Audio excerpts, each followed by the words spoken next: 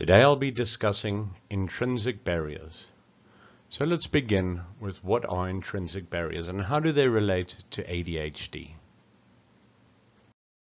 Intrinsic barriers include physical, sensory, and neurological and development impediments, chronic illness, psychosocial disturbances, and intellectual ability. One such common intrinsic barrier that I'll be discussing will be ADHD. This is one of the most common intrinsic barriers found in the classroom among students and even adults.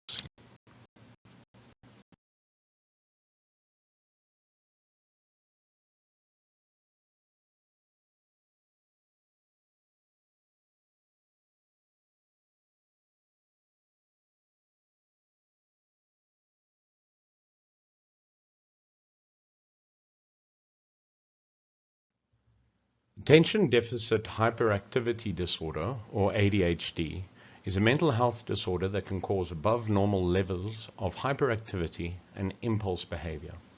People with ADHD may also have trouble focusing their attention on a single task or sitting still for long periods of time.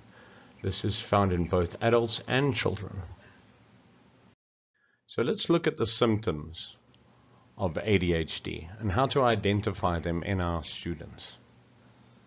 First, we'll look at short attention span, especially non-preferred tasks, hyperactivity, which may be physical, verbal, or emotional, and fidgeting or restlessness, where a child just can't seem to sit still in class.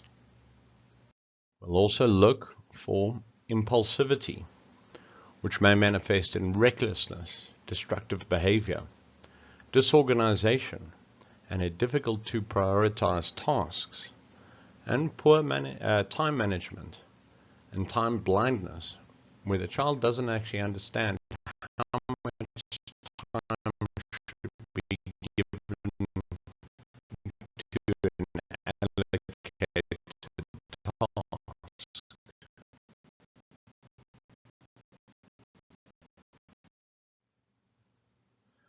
Today I'll be discussing intrinsic barriers.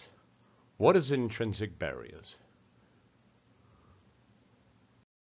The child may have frequent mood swings or emotional dysregulation, where the child bounces from between happy and sad, lekker lag, lekker huil, forgetfulness and poor working memory, or trouble in multitasking, where too many activities at once seems to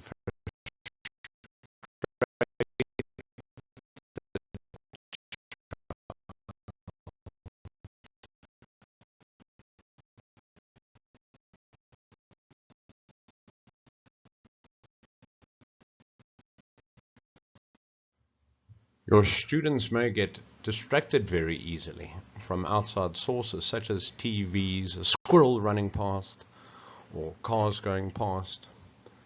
A child also may find it difficult in waiting their turn, where the act of patience may become frustrating. So how do we create teaching strategies around a student or even an adult who has ADHD? Some strategies you can use in your classroom. Pair written instruction with oral instruction, that it becomes a verbal and a written instruction when explaining an idea or an instruction to a student. Give clear, concise instructions that your child hears your voice clearly and responds.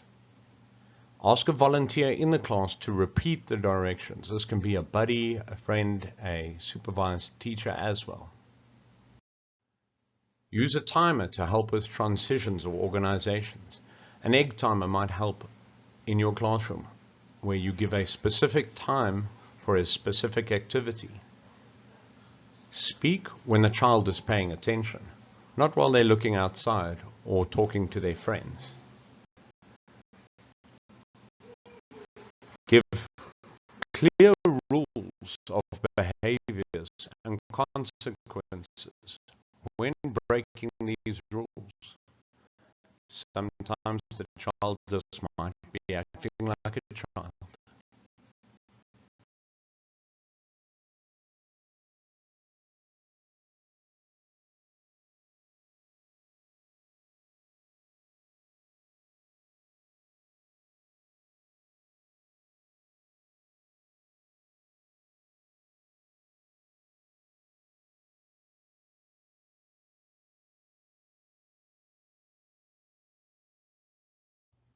Another thing you could do is set up a program that rewards appropriate behavior. This will encourage your child to follow certain procedures and etiquettes correctly. Set the child near a good role model or near a teacher, away from distractions. Seating plan is very important. And try to remember, there is no quick fix for ADHD. Be patient with your learners. Working with a teacher or a therapist may help you and your child better understand ADHD.